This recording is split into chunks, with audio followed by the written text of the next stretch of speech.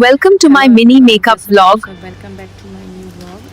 आज मैं आपको एक मेकअप करके दिखाऊंगी जो मैं बेसिकली वही प्रोडक्ट यूज़ बताऊंगी जो मैं खुद यूज़ करती हूँ खुद पर। एंड देन आप देख सकते हो, सबसे पहले आप वाइप्स लेके अच्छे से अपने फेस को वाइप ऑफ कर लो। और फेस वॉश भी कर सकते हो, वाइप ऑफ भी कर सकते हो, कुछ भी हो जैसा भी आपको ठीक लगेगा वैसा कर सकते हो। यूजली मेरी स्किन ऑयली है तो इसलिए मैं फेस वॉश प्लस वाइप दोनों यूज़ करती हूँ। इसके बाद मैं टोनर लगाऊंगी प्लम का। देन ये बहुत अच्छा टोनर है, बहुत हाइड्रेटिंग है। सो टोनर को आप 60 to 70% पहले ड्राई करना, देन उसके ऊपर मॉइस्चराइजर लगाना। आपको प्रॉपर ड्राई नहीं करना है, ठीक है। या सेटाफिल लगाओ या फिर पॉन्ड्स का मैं यूज़ कर रही हूँ क्योंकि मेरी ऑयली स्किन है तो मैं डेली बेस पर मैं पॉन्ड्स का ही यूज़ करती हूँ, पॉन्ड्स का जेल बेस्ड मॉइस्चराइज़र। उसके बाद उसको बहुत अच्छे से एमल्सिफाई करेंगे अपने पूरे फेस पर विद नेक को आपको कभी भी नहीं भूलना है। और आप कोई भी प्रोडक्ट लगाओ अपने नेक पर ज़रूर लगाओ, फाउंडेशन हो, कंसीलर, कुछ भी हो। देन मैं हल्का सा हाइड्रेशन के लिए फ्लिका का मॉइस्चराइज़र लगाऊंगी। ये मॉइस्चराइज़र बहुत अच्छा है, आपको मोस्टली आपकी मेकअप आर्टिस्ट के वैनिटी में आपको ये देखने को ज़रूर मिलेगा। ये अभी न्यूली लॉन्च्ड है तो आप एक बार इसको यूज़ करना और देन मुझे बताना कि आपको ये कैसा लगा। ओके, तो आप इसको मुझे कमेंट करना, देन मुझे बताना फ्लिका का मॉइस्चराइज़र कैसा लगा। उसके बाद मैं अपने डार्क सर्कल को हाइड करने के लिए ऑरेंज करेक्टर यूज़ करूँगी, बहुत मिनिमल सा, क्योंकि मुझे एक हैवी बेस नहीं चाहिए, प्रॉपर मुझे सटल सा बेस चाहिए, इसलिए मैं बहुत लाइट से यूज़ करूँगी। तो अगर आपके डार्क पिगमेंटेशन है, डार्क सर्कल बहुत ज़्यादा है तो आप ऑरेंज करेक्टर यूज़ कर सकते हो। मैं एक लाइट शेड का ऑरेंज करेक्टर यूज़ कर रही हूँ। ओके, ऑरेंज करेक्टर आप कोई भी यूज़ करते हो, किसी भी कंपनी किसी ब्रांड का यूज़ कर सकते हैं, वो कोई इशू नहीं है, ज़रूरी नहीं है जो मैं यूज़ कर रही हूँ आप वही यूज़ करो। देन मैं ब्यूटी ब्लेंडर से इसको बहुत लाइट हैंड से ब्लेंड करूँगी। ब्यूटी ब्लेंडर से आपका डम होना चाहिए, आप उसको पहले पानी से हल्का अच्छे से निचोड़ लें, देन आप उसको यूज़ करें, नहीं तो उसमें और एक्स्ट्रा पानी जितना भी हो उसको आप निकाल दें। देन आप देख सकते हो कि बहुत अच्छे से कंसीलर ब्लेंड हो गया है मेरे फेस पर। और इसके बाद आप नेक भी कवर करोगे, मैंने नहीं करा है बट आप करोगे। उसके बाद मैं ऑरेंज कलर को यूटिलाइज़ करने के लिए अपने शेड से 2 से 3 शेड ढाँक कर कंसीलर लूँगी। मैंने स्विस ब्यूटी लिया है क्योंकि मैं बेसिकली अपने फेस पर स्विस ब्यूटी एंड और भी प्राइमर कंसीलर्स यूज़ करती हूँ। लेकिन हाँ, आपको जो अच्छा लगे आप वो ब्रांड ले सकते हो। ये सब ऑफर मतलब कम रेंज के प्रोडक्ट हैं लेकिन बहुत अच्छा रिज़ल्ट देते हैं। ओके, देन इसको भी बहुत लाइट हैंड से इसको ब्लेंड करेंगे। ब्लेंड ऐसा करना है कि नीचे का बेस बिल्कुल भी ना हटे। अगर बाई चांस आप इसको बहुत हार्ड हाथों से बेंड करोगे तो शायद बेस आपका हट जाएगा एंड देन फिर आपके डांस को फिर से दिखने शुरू हो जाएंगे। फिर उसके बाद मैंने दो पंप एटलीस्ट फाउंडेशन लिया है एलिगर्ल का। देन उसको ऐसे ऐसे पैचेस में कभी नहीं लगाएंगे, नहीं तो इसके पैचेस बन जाएंगे और आप जितना ब्लेंड करोगे नहीं स्मूथली ब्लेंड नहीं होगा। फिर इसको आप ब्रश की हेल्प से एक अच्छे से आप पहले इसको फेस पर लगाओगे, देन इसको ब्लेंड करोगे तो बहुत अच्छा ब्लेंड होगा और स्मूथ फिर आपका बेस निकल के आएगा। आप ये खुद देख सकते हो कि मैंने उसको कैसे लगाया, आप उसको उसी डायरेक्शन में लगाना तो आपका एक बहुत अच्छा बेस निकल के आएगा।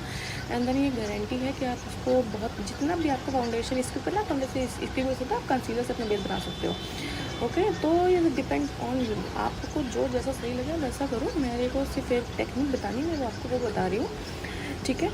सो इसके बाद इसको भी फाउंडेशन को बहुत अच्छे से ब्लेंड करना है ब्लेंडर से, आप ब्रश की हेल्प से भी ब्लेंड कर सकते हो। उसके बाद हम ब्लश लगाएंगे। आप ब्लश को स्किप भी कर सकते हो, आपको इसमें जो भी स्किप करना करके स्किप कर सकते हो, ज़रूरी मैंडेटरी नहीं है कि उसको लगाओ।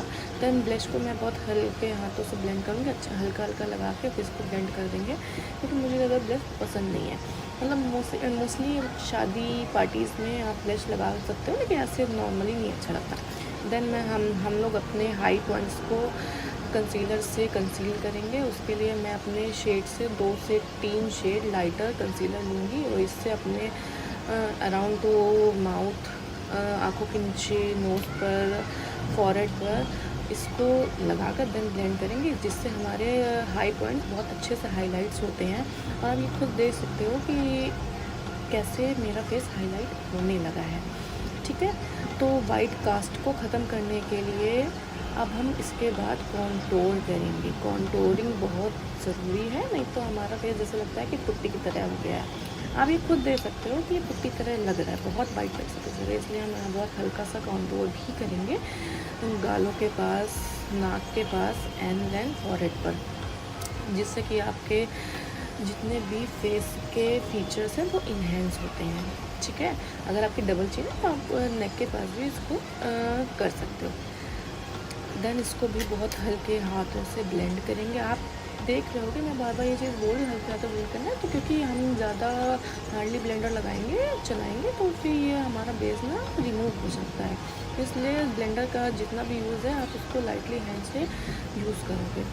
देन उसको ब्लेंड करने के बाद, और एक बात और है, अच्छे से ब्लेंड करना। देन इसके बाद से हमारा सारा क्रीमी प्रोडक्ट हो गया, तो हम अच्छे से एक सेटिंग स्प्रे से इसको सेट करेंगे और उसको बहुत अच्छे से ड्राई करेंगे। आप इसके ऊपर पाउडर सेटिंग नहीं कर सकते क्योंकि जब तक ये ड्राई नहीं होता। देन इसके बाद मैंने रिकॉर्ड का लूज़ पाउडर यूज़ करा है। लूज़ पाउडर बहुत इंपॉर्टेंट हमारे लिए, हमारे बेस को सेट करने के लिए, स्पेशली समर्स में और विंटर्स दोनों में।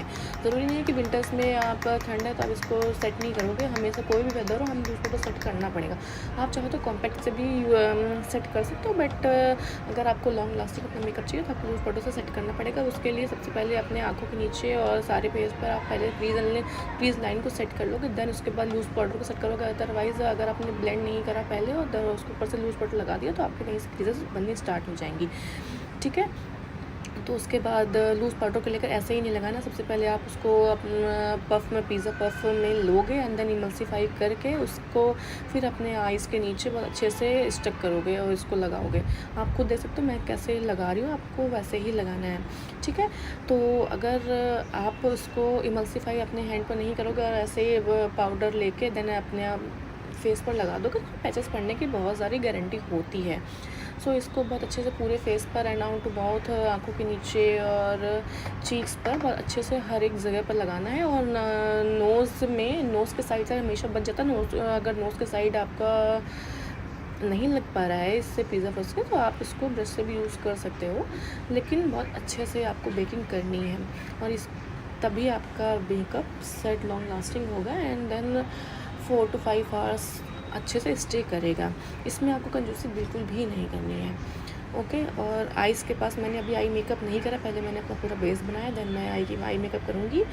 उसके बाद सबसे अच्छे पूरे फेस पर बहुत अच्छे से बेकिंग करनी है, टैप करके। देन आप एक बात और है, आपको पूरे पिज़्ज़ा पफ में अपना पाउडर लेना है। जहाँ भी पाउडर होगा वहाँ तो बेकिंग हो जाएगी, अदर जहाँ पाउडर नहीं होगा वहाँ से आपके स्पॉट्स बन जाएंगे। तो ये भी चीज़ आपके ध्यान रखनी है कि बहुत अच्छे से आपको बेकिंग कर लेनी है।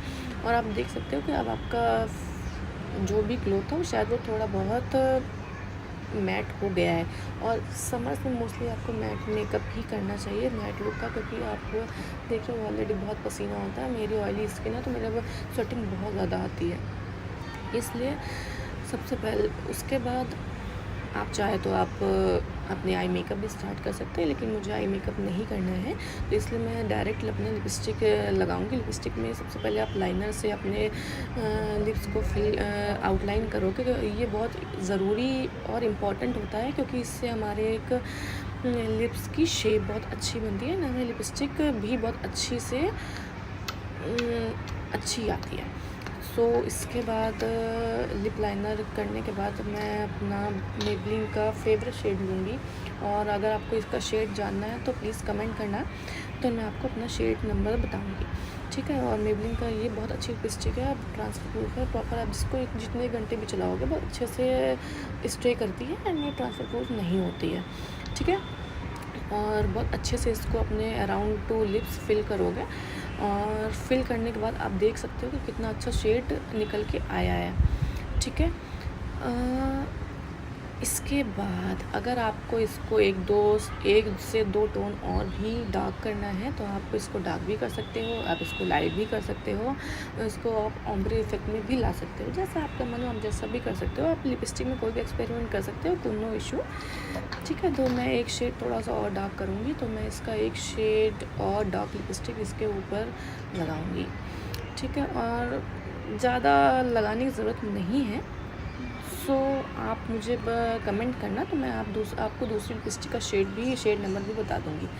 लेकिन आपको उसके लिए कमेंट करना पड़ेगा, मेरी वीडियो को अच्छी लगे तो लाइक करना पड़ेगा, और अगर आपको थोड़ी भी यूज़फुल लगती है मेरी वीडियोस तो इसको आप लाइक करो, शेयर करो, कमेंट करो, फॉलो करना मत भूलो।